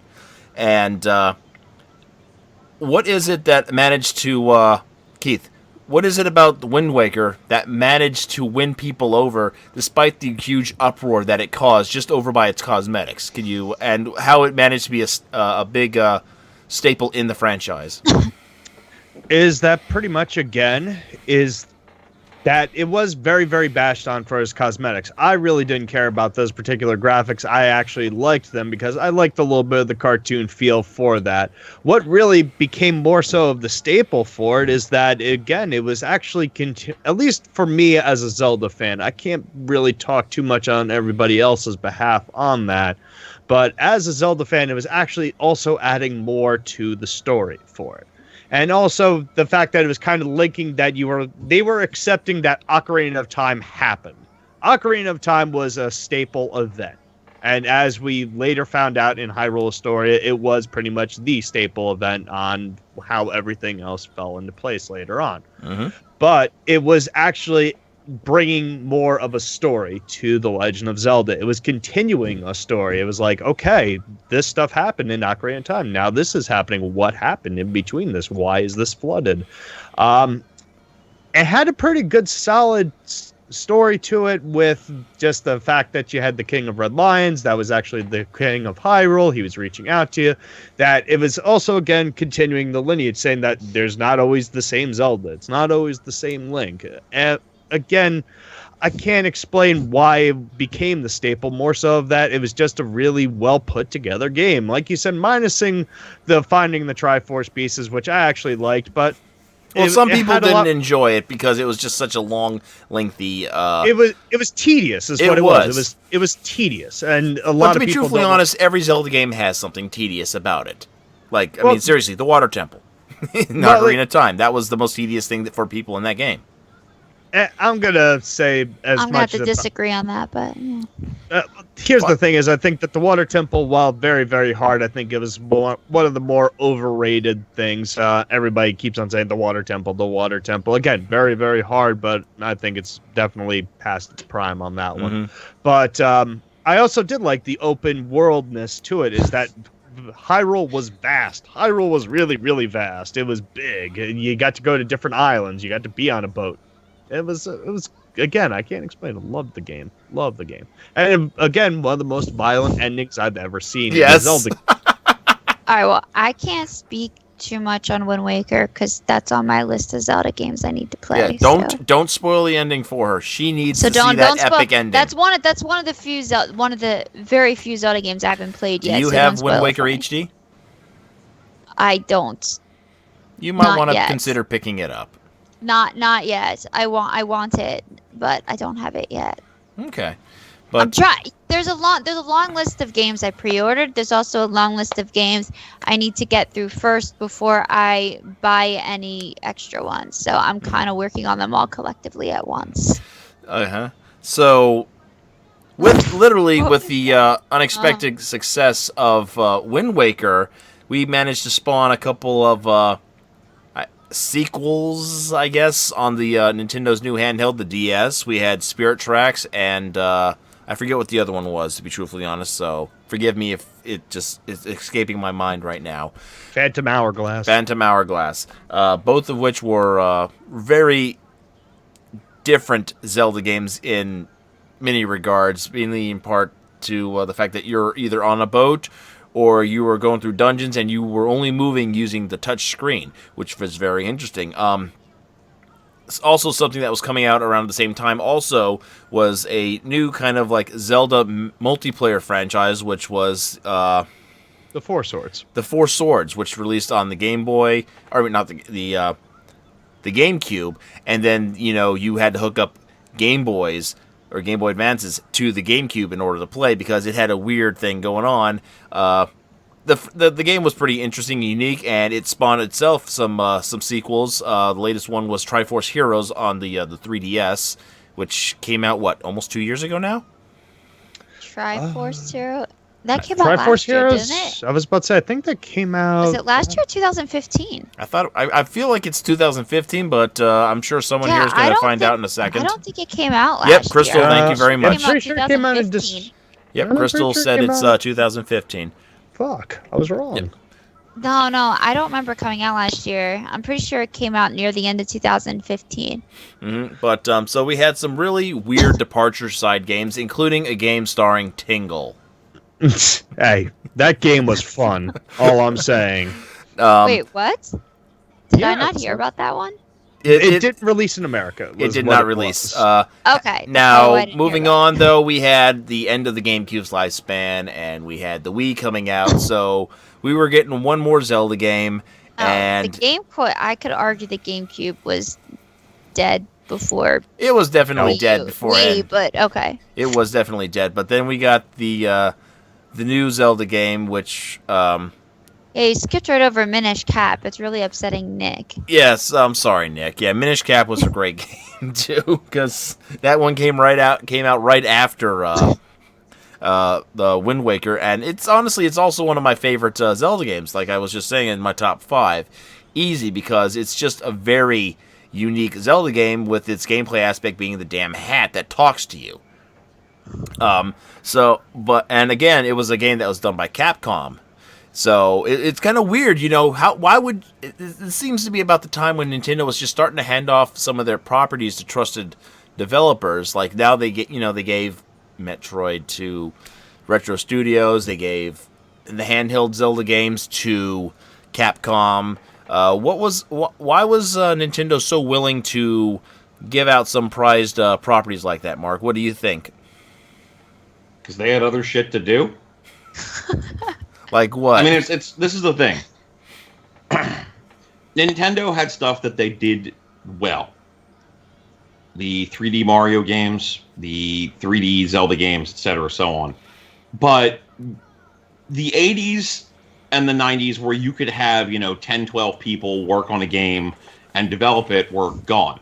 You to develop the amount of content that Nintendo commonly develops, you need to start handing off your stuff to developers who have shown that they can do something good with it. And I mean, lots of Nintendo properties have been developed by other people. How many of the Mario Golf games did Camelot develop? Like basically all of them? Mm-hmm. I don't think Nintendo has developed any of their own in-house Mario sports games, for that matter. Mario Party was developed by Hudson for years. Eventually it gets to a point where the kind of company Nintendo is, where you have 5, 6, 7 functioning brands in-house that you can do something with at any given point in time. You can't possibly house the amount of people needed to make these games under your own roof, let alone devote all of the money and man hours and everything else to it. Eventually, you're going to need to give that to other people. And I mean, to be clear, I feel like this was really a case where Nintendo had all of these functioning brands and knew that there was value in them, so they would basically hand them off to people and let them make stuff under those brand names. With the three major franchises that they wanted to keep successful, Mario, Pokemon, and Zelda, kind of being their major focal points, and then everything else that they would do would just basically get cycled in until nobody was buying it, and then they'd give it a rest for a couple of years. Well, also, I think that you're right that they were outsourcing a lot of it for that, but also for the fact that they were kind of bombarding everything with the mobile market too, because since they weren't really making too much on the actual console sales for everything and they're developing the next thing, they were like, okay, let's just keep on putting stuff out there as far as like Legend of Zelda, like you said, that was when you had like the Minish Cap and the Four Swords and all that other whatnot, is that really Nintendo was kind of just letting everything, like, try to get everything out as much as possible for it. Mm-hmm. I mean, you could also say that, you know, and I've seen this happen with other games before where, in fact, they're painfully doing it with Kingdom Hearts right now. In fact, Kingdom Hearts is like the extreme example of this situation, but you have a major game that you're working on that you want to release next, but you don't want people to get bored with the game in between. You want them to keep playing your game and being excited in between. So what do? You create other versions of the game in between during the wait during that. Now Kingdom Hearts is doing it to the extreme. You got Kingdom Hearts 2.5, 2.6, 2.7, 2.8. I mean, by the time before we even get Kingdom Hearts 3, they'll probably have Kingdom Hearts 2.99999, because that's what I'm expecting. Over 365 Honestly. days. Yeah, like seriously, like I'm expecting that at this point. I'm expecting a new Kingdom Hearts like game like a day, and they can't, you know, I'm gonna do like put the pi equation in there at some point. But my point is, to be fair, that's Square being pieces of shit for completely different reasons. That is true. Oh no, but I'm giving an example though of you have a major game. Like it's very possible that Nintendo was working on trying to put together a bigger Zelda game during that time, but that they wanted people to still be excited and hype about Zelda. So they were like, well, we're going to be putting all our focus on this game right now, so let's hire these other companies to create some smaller versions of the game to keep people excited about Zelda during that. That's more what I'm getting at. And while Square Enix is doing a very horrible job, I mean, honestly, no, people are still buying Kingdom Hearts. I can't say they're doing a horrible job. I am boycotting it if it's not Kingdom Hearts 3 right now, so that's me. Yeah. But that's pretty much what I'm saying. I imagine at this time they wanted to work on something of a much larger caliber, and they hired some companies to create some smaller versions of the games to keep people interested. I mean, that's exactly how I view, like, Hyrule Rollers and like things like that. Those are obviously not major Zelda games, but they want people to keep being hype about Zelda in general. How do you do that? You create smaller versions of games to keep people playing it until you can, or you outsource it, release the big one. Yeah, so you can release the big major one that you've been planning. I mean, think of it, all the little Zelda games that they were releasing on 3DS over the past couple years. Now look at the major one that they're now releasing on the Nintendo Switch. That's probably to date going to be one of the largest, if not the largest, Oh, I'm so excited. Yeah, exactly. It's Let's build up it's to a that, though. very largely anticipated game, and probably cross your fingers, going to be one of the best Zelda games ever made. But look at the last couple years, what has been coming out. HD re-releases. Exactly. They However, really have. I do want to. I don't want to interrupt. I'm sorry, but I just want to keep things going along. Well, no, it's fine. I'm just trying to get out what I am, because I'm probably going to Bounce. You be going. mentioned that, yeah. So I'm trying to get out what I can, and yeah, no, but that's my point, Crystal. Look at their name: Kingdom Hearts 2 point this, Kingdom Hearts 2 point that, 2 point blah, 2 point blah. Really?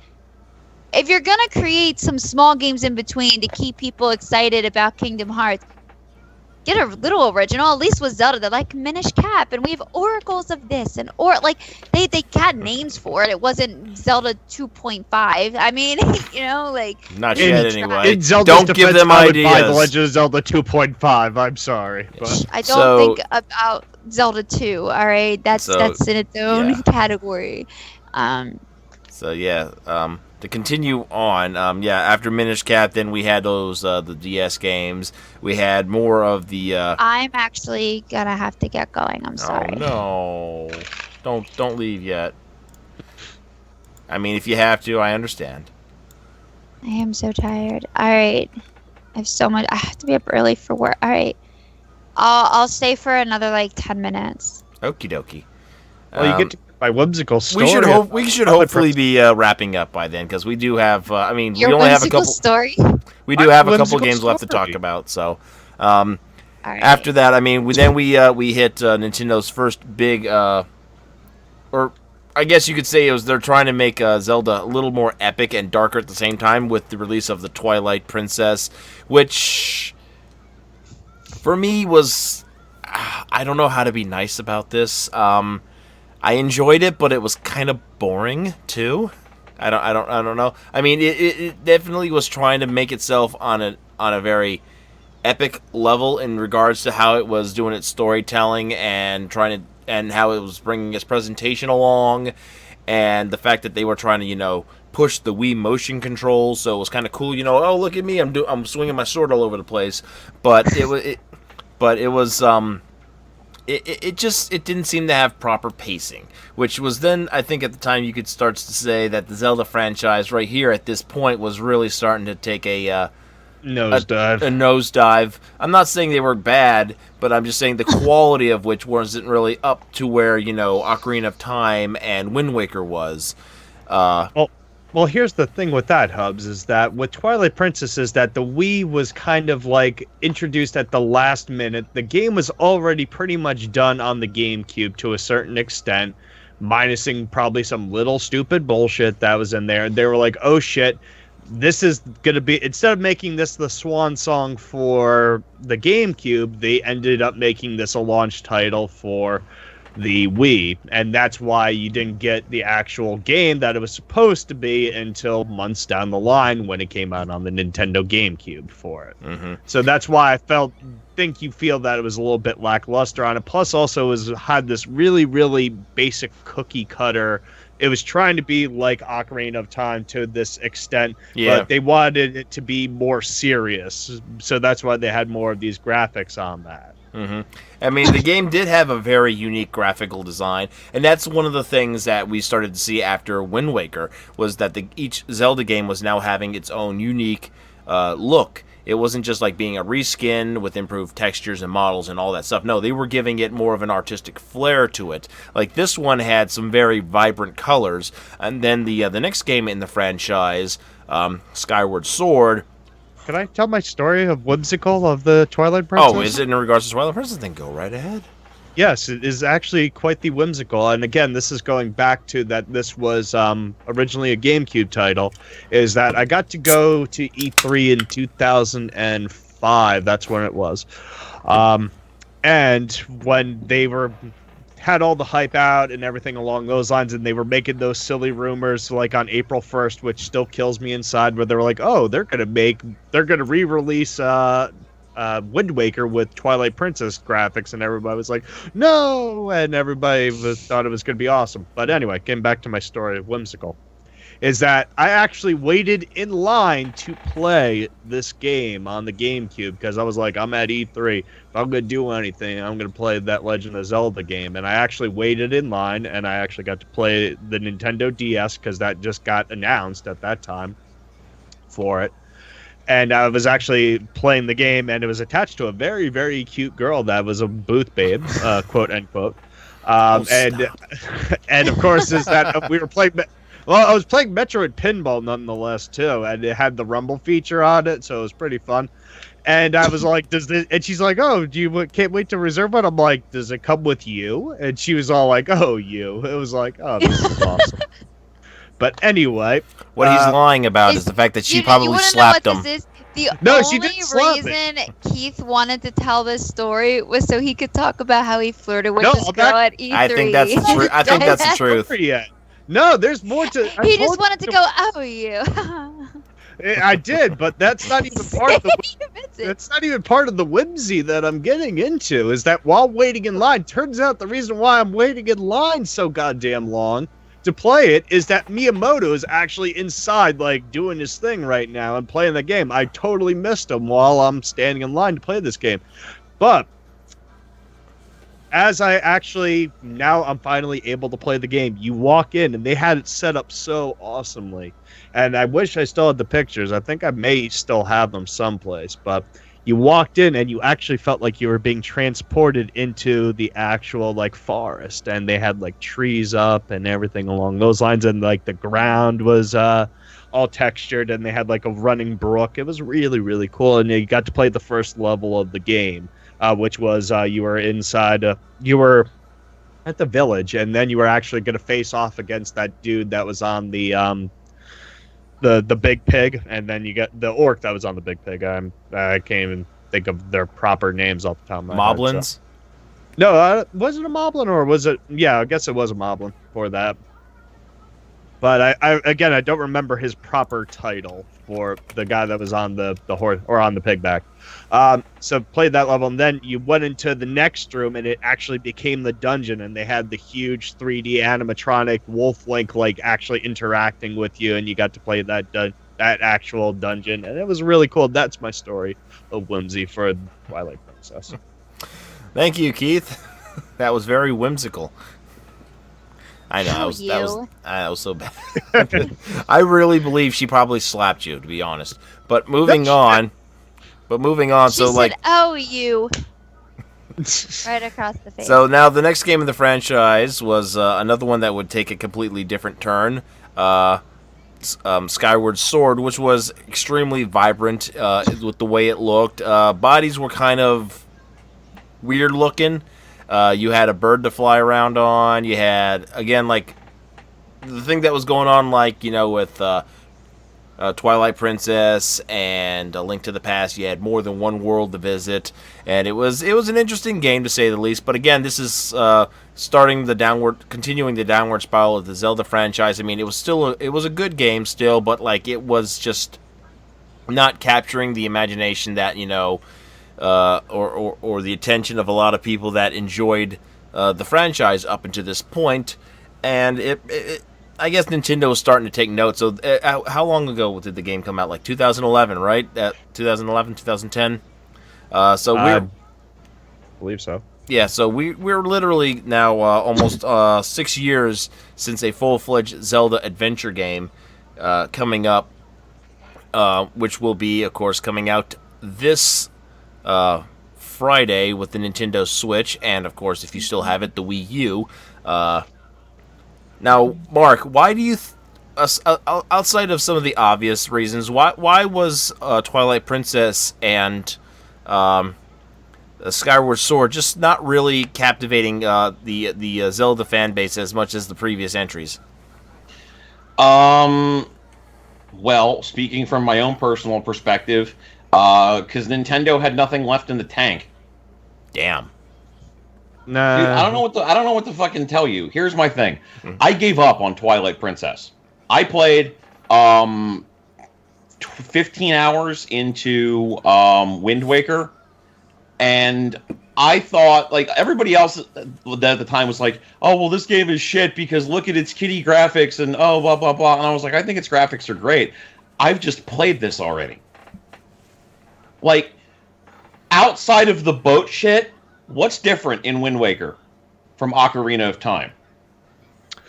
It plays a little better? No, it also had a lot more open, like, actual world for it. As far as like you did get to go to different islands, it was Let's talk about open worlds. Let's talk about open worlds for a second. Do you know how many Bethesda games I've completed in my life? Quite a few, I would imagine. Zero. Okay, I have not completed a single fucking... No, I'm sorry, one. Skyrim. Because I had to review that fucking thing, so I only did the story quests. The larger your world is, the sooner I'm eventually going to get fucking bored with it. Size is not an appropriate... Like, you've seen, like, the images showing, like, the different sizes of the Zeldas and how, like, the newest Zelda that's coming out has, like, this giant fucking world. The more space you give me to explore... Eventually, I'm just going to not play your game anymore. Like, because I'm eventually just going to go get lost in the woods and go do all of the other shit that isn't your fucking plot until I've played of the game what I intend to get out of it and I stop. Or because I'm just going to get tired of the experience long before that point. Like... I don't know. I dig that stuff, man. So that's where I a little bit disagree with you on it. But the whole thing is... Fine, but here's the thing that I think that, and this is in no way meant to disparage any of the three of you, but this is a point that I need you guys to understand, okay? They're children. Okay. Minority. Oh, we're the minority. Wait, Yeah. we're the minority. Yes, we are. So before I go here, You're the minority. Here's how I go. here's- Those who are watching, are we the minority? I can prove it right now. Ready? How many console units did the Wii U move? Not many whatsoever. He's right. We are in the minority on that one. Like games sell well on non-Nintendo consoles. Nobody likes Zelda except for people who own Nintendo systems. Sorry, that's the reality. If they did, we would have had a sequel to Okami that wasn't developed by somebody other than Clover Studios. If that were true, Beyond Good and Evil would actually have a fucking sequel at this point. The only people who like Zelda-style games are people who buy Nintendo consoles. That's the reality of the situation. And here's the problem. Nintendo is not doing anything to change the people's minds who are more casual on the franchise. Like me. I don't give a fuck about Zelda. I haven't given a fuck about Zelda since Majora's Mask. I thought that game was great. Angry. All right, so because I have to leave, I'm going to argue you saying that nobody likes Zelda at all if they don't like Nintendo systems. No, I said if you don't like Zelda, if you like Zelda, you own Nintendo systems. But see, that's not necessarily the case because I know several people that actually are getting the Nintendo Switch that never owned a Nintendo system before, that the only reason they want the Nintendo Switch is because for whatever reason they actually want to play Zelda because the new Zelda looks like a game they might actually enjoy and play. And that's the reality of it. Every once in a while you will have somebody who might not own a Nintendo system, but a game's coming out that they really, really want to play, and they'll invest. If they really want to play a game, the reality is a gamer will invest that money into that system if they really, really want to play it. And there are some games like Zelda that are only exclusive to Nintendo. Austin was popular were actually wrestling fans and not just fans of Stone Cold Steve Austin who left when he retired. I The didn't hear 3 you. million people that left professional wrestling when WCW went out of business and Stone Cold Steve Austin retired, they were actually just legitimately full-on wrestling fans and not just fans of WCW and Stone Cold Steve Austin. Like, they just stopped watching because they died, they evaporated, they were raptured. Like, I get where you're coming from, but my point is that you can casually come back into Zelda. Like, you can jump into Zelda because you haven't played one in years or you haven't played one at all, and that one looks interesting. What I'm saying is people who like the Zelda franchise on the whole only exist in the Nintendo sphere. Yeah, I can definitely agree with that because, again, we're just a smaller minority because... Yeah, if there were more people who liked what the Zelda franchise does, there would be more people trying to emulate that instead of ripping off The Witcher or whatever the fuck. Now that actually brings me up to the last point because we are. Before that last point, I'm gonna All go. right. Are you gonna leave us now? What? I said 10 minutes. I gave you 15. Oh. How long is the last point going to take? Okay. How Well, long is the last point going to We're take? going to talk about the last game and talk about, well, here's what we're going to talk about. So the last Zelda game, the newest Zelda game is upon us at the end of this week, and as Mark pointed out, I mean, this Zelda game seems to be borrowing heavily from other franchises and game staples that pretty much it influenced. So now we've got an open world Zelda. So how does that in your mind speak on the Zelda franchise as a whole? That now it's practically becoming what it created, Keith. Well, again, this is kind of what I was looking forward to. Do you mind if you start with me so I can go? Okay, Emily. I'm sorry. I don't mean to be. No, a I'm not downer, but trying to. I I'm really sorry. need to go. Actually, you know what?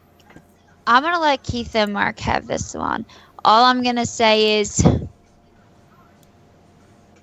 I personally think there comes a point in a game franchise or any type of game where sometimes you have to take risks and you have to do something new and innovative.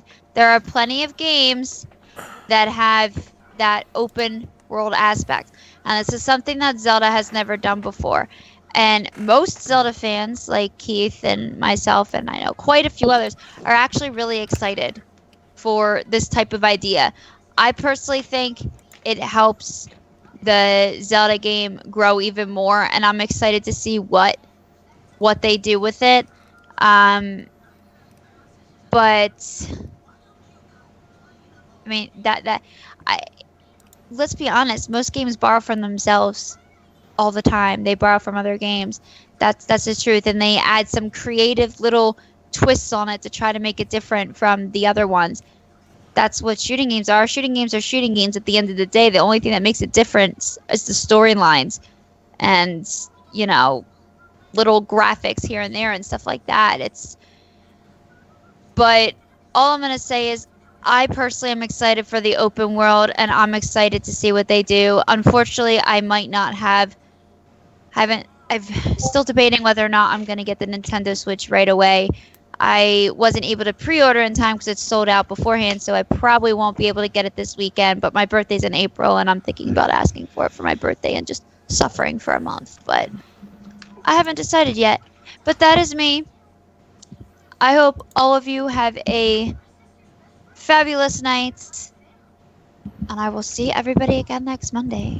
Audio. And I will Yes, see have a you good night. all in the chat. All right, you have a good night, talking Emily. about Zelda. Thanks. You too. Okay. So to continue on with what Emily was just talking about, as the same question back at you, Keith. That since I had you talking about it beforehand. Okay, so pretty much is that I got to play the demo for it, so I'm a little bit of biased on this one. But piggybacking off what Mark's saying is that Mark is actually 110% correct in my book, is that we are an extreme minority. But anyway, is that with this particular game, I really, really like open world games, and this game feels like the Zelda game that I've always personally wanted. As a Zelda fan and just as a gamer in general, I like to be able to expand on something that I love so much. So you're right that there might be a lot more just stupid bullshit in between everything, and you might actually get lost in the actual game more so, and that may even frustrate some people. But I really, really love the open worldness of it. I love the fact that you can collect weapons, that you can forge your own weapons, that shields break, that swords break, that you can cook, you can do all sorts of different things. The story, I really want to know what's going on in Hyrule right now, is like, what the shit happened? because clearly, like, there's technology, there's this, there's that. I really want to see how everything ties together for it. So this is really, really the game that I am personally looking forward to. So if I'm this excited as a huge Zelda fanboy, I can only imagine how everybody else feels. But really, I think what's drawing a lot more mass appeal on it is that it can actually talk to the Zelda audience as far as that is concerned. And also, it's a brand new system, so it's a game that can go with it. On top of the fact that they are, and anybody can make this argument, they're just kind of piggybacking off of the success of Fallout 4 and how big and open that is. So they're like, oh, let's try this because that's working for them. So everybody does grab different things from everybody. But again, I'm so excited for the Breath of the Wild. So excited. Everything controls. It seemed pretty good again when I played the Wii U version of it. It felt good. It looked really, really good. Okay, now I'm going to ask quite possibly two very important questions here, one of which might be the most important question. Could Breath of the Wild potentially be the swan song of the Legend of Zelda franchise, seeing as it's now coming it's full circle in regards to how it's influenced the entire genre, the action RPG genre, and now it's taking in from other games and franchises like Witcher and Fallout and Skyrim and pretty much any other game that's out there. Mark, what do you think? I don't really think that's what Nintendo's necessarily aiming for. Granted, yes. I mean, but as let's say a swan song in the sense, because we now know that. Now, here's the other question: seeing how Nintendo is experimenting by releasing franchises like Pokemon Go and Mario Run on handheld devices, cell phones, could we potentially see Zelda franchises or Zelda games on the same platforms if, let's say, the Switch isn't going anywhere, and I'm open to it. Breath of the Wild just isn't the big hit that Nintendo was hoping it would be? Doesn't matter if Breath of the Wild's a hit or not. They're going to absolutely release a fucking Zelda game for the mobile devices. Every single one of their major franchises is going to see at least one release before they circle back around and do something with somebody else, because they're making money doing that shit. With the amount of money and hype they got off of Miitomo, Pokemon Go, and the Fire Emblem game, and to a lesser extent Mario Run, you would be a crazy person to not keep trying to exploit that. It wouldn't matter if the new Zelda game were successful on Switch or not. They're going to go back to that well, because that well is still spitting out gold coins. Mm-hmm. Absolutely. I mean, I'm going to disagree with you, Hubs. I don't think it's really so much of a song as that they're trying something different, and that's the only way that this series is ever really going to succeed, is that it does need to evolve, but it needs to evolve in that correct way. And right now, I think they're kind of listening, for lack of a better word, because they really don't listen, but they are listening more so to that fan base, and they're kind of seeing what does work for that RPG genre. If it does do bad, which I honestly do not foresee it in any way, shape, or form, and anybody can argue with me on that one, but I think that it only opens it up to more possibilities. And like Mark said, it's going to keep on spitting out golden coins, because I'm still breathing on this earth unless Breath of the Wild is a complete and utter fucking piece of shit, which, again, played the demos, and I was already impressed. So. Okay, so let's get some final thoughts on the Zelda franchise. I know, Keith, you're excited for the new one coming out. Mark, you're just meh about it. So let's just get some final thoughts, and we'll start with you, Mark. My favorite Zelda game was Okami. I don't know what to tell you. This is the thing. I appreciate that there are people in the world who like the Zelda formula such that they will jump onto every Zelda game that comes out to whatever capacity. I'm not that person. I haven't been that person in a while. And I think a big part of it ultimately comes down to the fact that I saw Ocarina of Time through to the very end.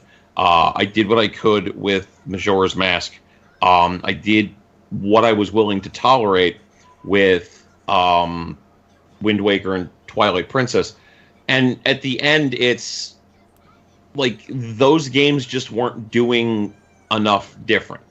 a lot of the same beats will kind of probably always be there to one extent or another. I don't hate the Zelda franchise. I just don't think that it has done enough for me such that I was willing to, do anything more with it than I have done with it. And I don't see the new game changing that. Here's the thing. I get that it's probably going to be the best move for them financially to make it an open world game and to, try and emulate other games that have been successful, like The Witcher or Skyrim or whatever. And maybe it will be a huge success, and maybe like the next 5 Zelda games will be that. But from a personal perspective, I legitimately feel like Nintendo, for them to turn that into what they want it to be, I think they're going to need to go back to what made Majora's Mask interesting, even if it wasn't for everyone, and revisit that instead of just trying to find something basic and systemic that fixes the problem and then leaning on that for the next 5 years. Because at this point, they are rapidly becoming everything that we made fun of Capcom for doing back in the NES era. You can slap a pretty coat of paint on the same shit you've been doing game after game after game, and like that doesn't mean that you're innovative. It just means that you're waiting longer. Okay, and Keith, your final thoughts? Okay, well, pretty much is that Legend of Zelda is going to be, I think it's going to withstand the test. I hope at least it does for it. I'm very, very excited for the new game, as I've already made mention on millions upon millions of times for it. I think that in order for Zelda to survive, though, that if this game does flop, which again, don't foresee it, is that they do need to be different, they do need to be innovative, and I would like to see them circle back and try to make something a little bit more different versus trying to actually make money off of it, but that's what they're trying to do. I think Nintendo's honestly really, really hurting right now, and this is kind of their answer of like, how can we make a quick buck and like what's working for everybody else, because they are on this completely different tangent for that. But I really want to see the franchise evolve again. That's how games are going to survive, is that you can't just keep on using the same formula, even though you can make the argument with like Call of Duty, you can make the argument with Left 4 Dead, you can make any of those arguments for any of these game series for it, but you have to evolve, and doesn't necessarily have to be story that has to evolve too, but also has to evolve with the gameplay too, because that's what's really going to get everybody hook, line, and sinker into something, is that if you have a great game mechanic to it, and you have a great story, and you have decent looking graphics, you got yourself a fucking great game right there. All right. The Legend of Zelda, great series. I love it. And if it does hurt anything, I think I may have to go commit Harry Cotta.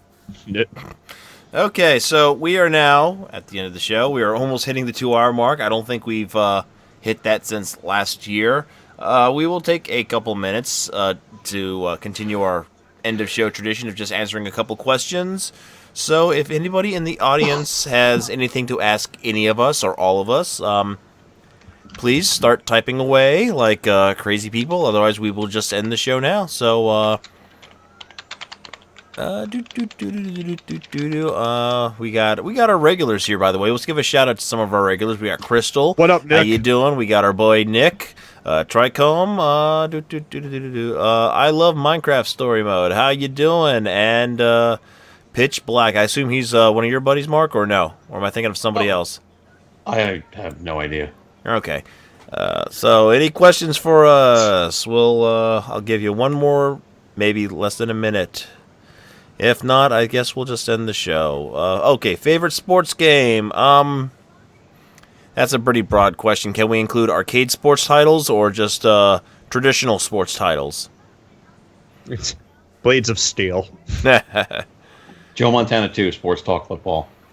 For me, Mutant League Football. All right, so okay, next question. What do you think about Zelda's season pass? I think we were originally going to talk about this at the beginning of the show, but I just decided to just go full Zelda. So, Keith, season pass.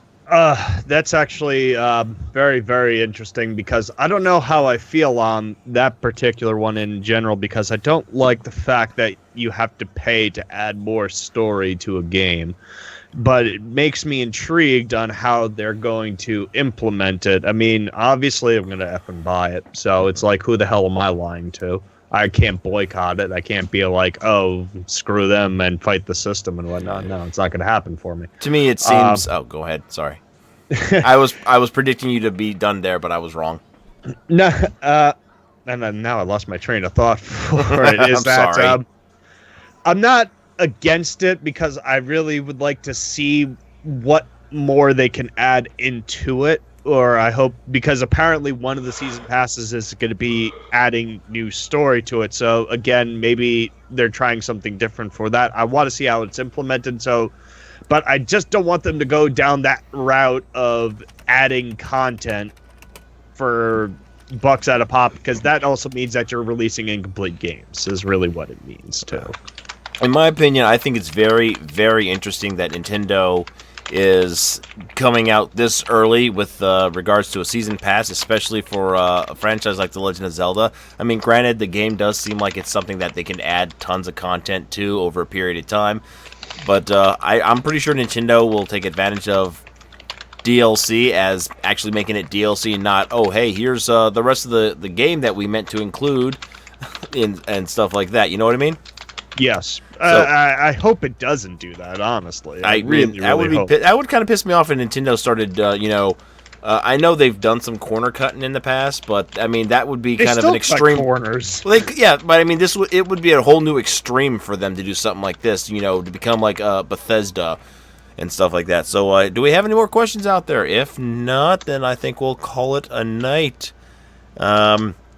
Just a couple of quick mentions right here, real quick, as you see in the bottom of the screen. Dates for upcoming streams that I have. We have Game Jam this Wednesday at 9 p.m. We are going to have Emily on board. We have a game yet to be announced. I don't know if she'll be in-house or if we're going to play something online. So stay tuned for that. Thursday will be another episode of Three Vets and a Noob. Rico Marari should be rejoining us. He did not participate with us last week, so it'll be interesting to see him cry like a baby as we enter the ruins in Phantasy Star Online. And, of course, because last week's episode was canceled and we had this GVN Live tonight, we will have our next episode next week, keeping in line with our schedule. So, next week, March 6th at 9 p.m. will be the next GVN Live. So, I am your host, as always, Fight Club Hubs, and with me is Gamer Keith, Mark B. Writing, and Jamilian, who had to leave, unfortunately, a little early. So, thank you, everybody, and you have a wonderful night. Take it easy, everybody.